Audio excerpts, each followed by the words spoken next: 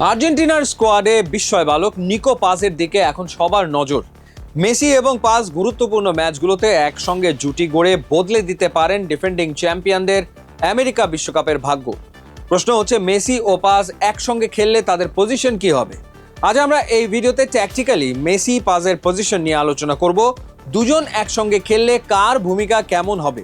Messi ও নিকো পাজকে একসঙ্গে খেলাতে Lionel Scaloni একাদশ সম্ভবত সাজাবেন মিডফিল্ড ডায়মন্ডে, যেখানে 4-4-2 ফরমেশনের মিডফিল্ড ডায়মন্ডের একেবারে মাথায় থাকবে নিকো পাজ, অর্থাৎ অনেকটা নাম্বার 10 বা অ্যাটাকিং মিডফিল্ডার রোলে দেখা যাবে তাকে।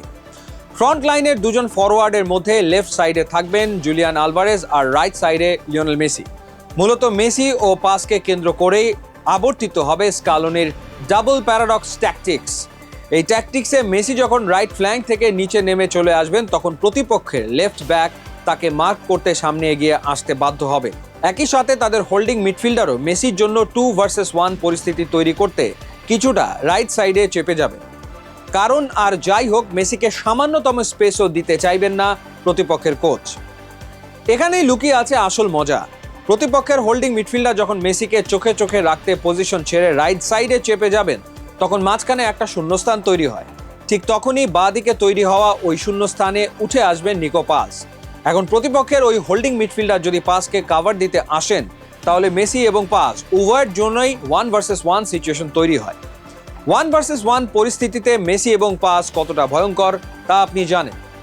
এই সিস্টেমে স্কালোনির আসল ইঞ্জিন হবেন জুলিয়ান আলভারেজ, কারণ আলভারেজ যখন রান নেবেন, তখন প্রতিপক্ষের সেন্টার ব্যাকরা চাইলেও মেসি বা পাজকে চার্জ করতে সামনে এগোতে পারবেন না।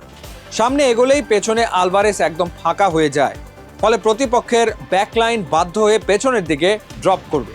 আর আলভারেজের রানের কারণে ব্যাকলাইন পেছনে নেমে যাওয়ার মাঝখানে আরও বড় শূন্যস্থান তৈরি হবে।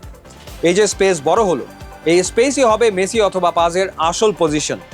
এই স্পেসগুলোতে কখনো মেসি কখনো পাজ এসে প্রতিপক্ষের ডেডলক ভাঙবেন। তবে আর্জেন্টিনার এই মিডফিল্ড ডায়মন্ডের একটি বড় সমস্যাও রয়েছে। মেসির ডিফেন্সিভ ওয়ার্ক রেট নেই, পাজের ডিফেন্সিভ ওয়ার্ক রেট তুলনামূলকভাবে বেশ কম। সঙ্গে এই ফরমেশনে প্রথাগত কোনো উইঙ্গার থাকে না।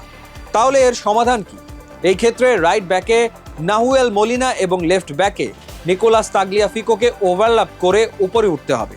কিন্তু এখানেও একটা প্রশ্ন থাকে, মলিনা ওভারল্যাপ করে ওপরে উঠলেও তাগলিয়াফিকো এই কাজটি কতটা কার্যকরভাবে করতে পারবেন?